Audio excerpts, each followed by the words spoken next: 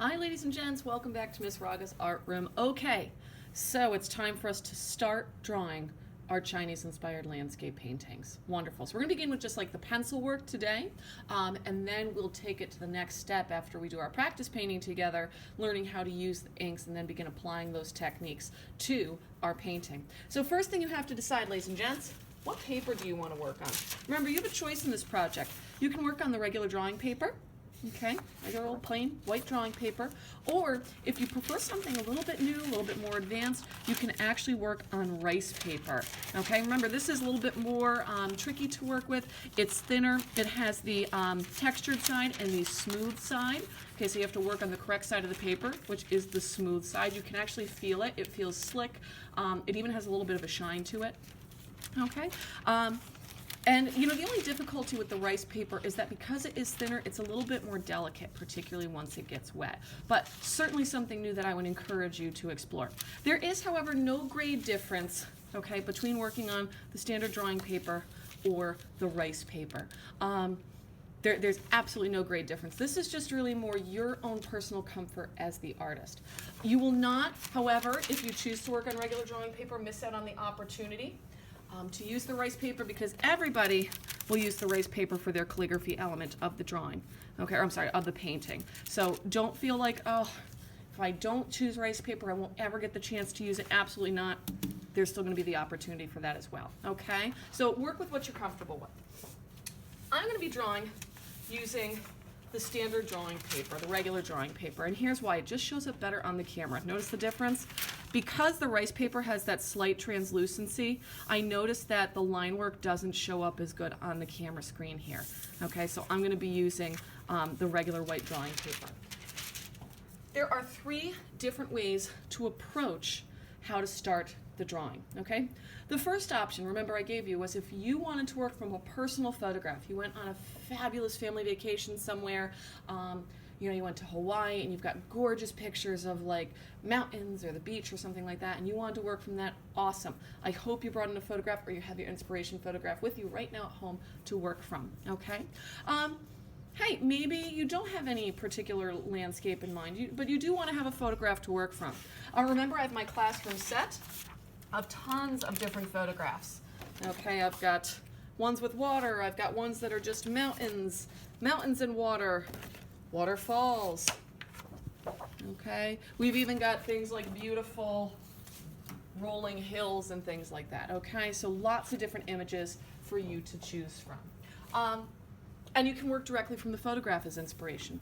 You can also, if you prefer, just make up a still life, right? Gather some things from different pictures, use one of my table booklet guides, okay, and actually build and invent your own landscape using the guides I have for some basic landscape elements, right? Some rocks and roads, mountains, fences, grass, bridges. If you want to invent something on your own, you absolutely can. Maybe you'll do kind of a hybrid model, right? You'll start with some inspiration photographs, draw a little from there, but then add something from one of my table booklets or not. It is your landscape. You decide what goes in it.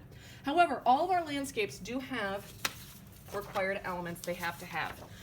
Your landscape must have a background. It must have a middle ground.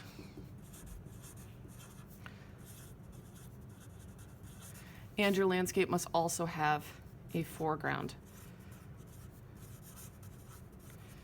Now let's refresh from our Nearpod, okay, what that is.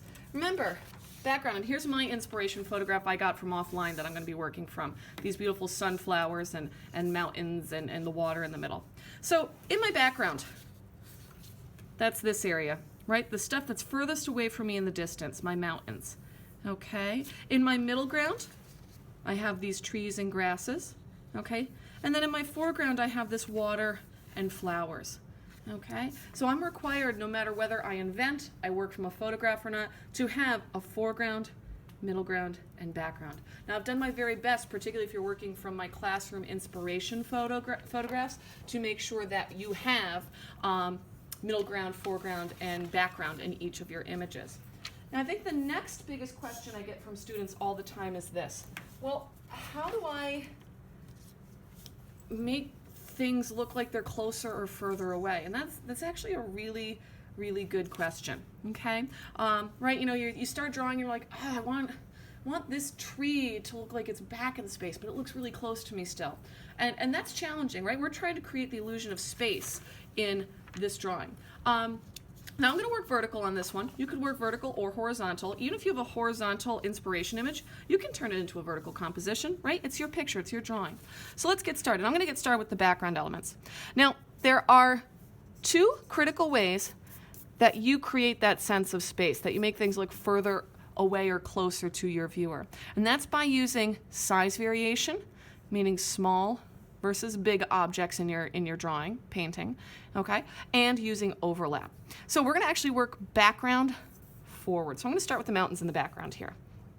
Right, and I've got my photograph just off screen here. It's just not room for everybody to be on camera. So I'm gonna start drawing just the basic outline of my mountains. Now you wanna start with just the most simple, basic shape to begin with. Why? If you start going for teeny tiny detail and then you have to change something because, oops, you made a mistake, that can be really, really frustrating. Okay? So there's the basic top edge shape of my outline. Okay? I'm going to draw now where I see the trees in my middle ground start to overlap, meaning go in front of or cover up the bottom edge of my mountains. Okay? And these trees, I know they're far away in the distance, but I'm not going to draw them teeny tiny. I'm going to make them a little bit bigger. Now I'm focused first just on like the tree line and the big shape of the trees, right? I'm not drawing individual little trees. I'm drawing just their basic outline, kind of figuring out their placement in the landscape. And then we've got a couple that kind of go up here. All right, then as I work my way through the middle ground, I see the grass comes next, or that kind of, I don't know, swampy grass. I'm not sure how to describe it. So I'm going to draw in just the edge where I see that grass hit the trees, and then the front edge where it meets the water.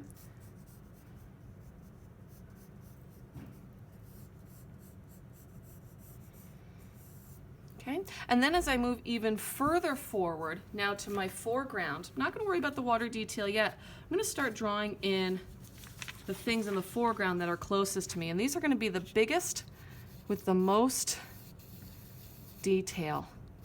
So whereas I've really simplified my mountains and trees, now like every sunflower is going to get individual petals, right, leaves. I can start drawing out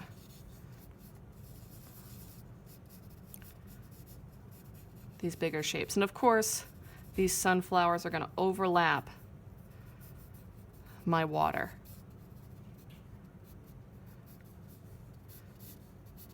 There we go, as I start to build my landscape.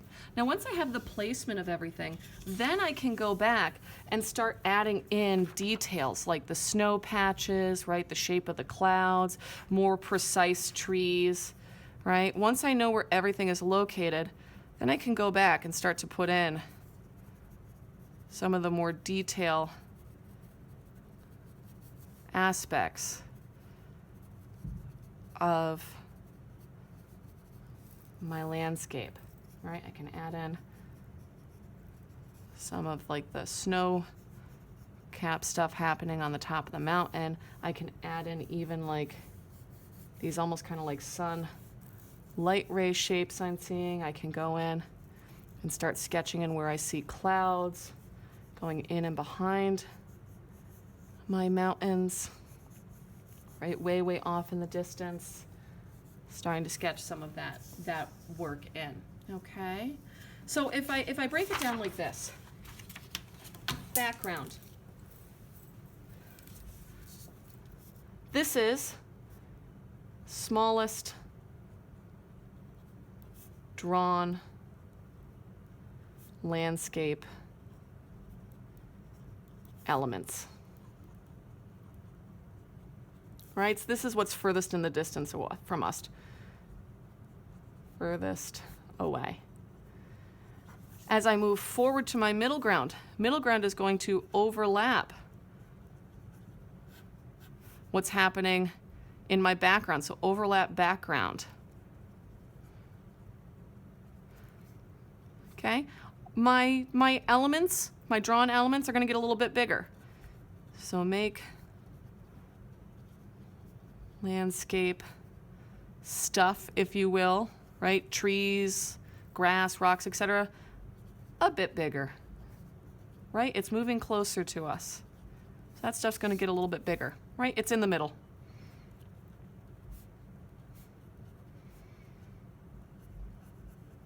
And then as we get to the foreground, this is once again going to now overlap the drawn elements in your middle ground. This is going to be biggest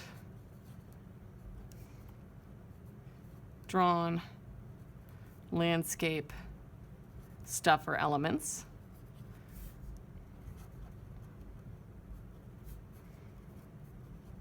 And this appears closest to our viewer. It's going to have the most detail. Right? So if I think of it this way, if I have like a little tree in the distance, right? Little pine tree. As I move to the middle ground, maybe I start to see a bit more of it. I see a little bit of a branch in there. I see a little bit of the trunk.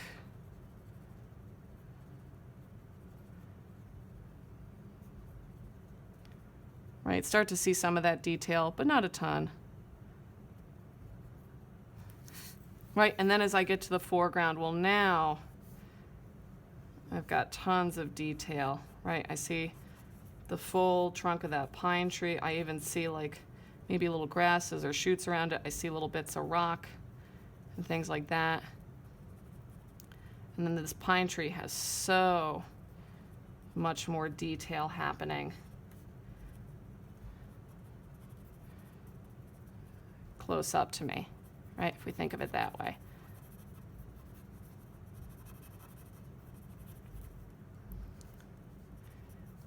Right, you even see, you know, maybe even other little shrubs and things happening in front.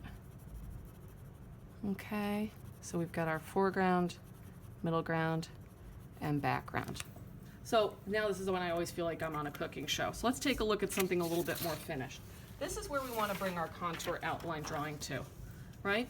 I have all of my landscape elements roughed in and figured out, right? I've got kind of fully realized, look at this variation in size here, right? Look how big this sunflower is compared to my mountains. And that's because I want the viewer to feel like these sunflowers are really close to them, and what's further away in the distance is really far away. Okay? Notice how I haven't shaded anything in pencil. We don't need to worry about shading anything because that's what the liquid ink is for.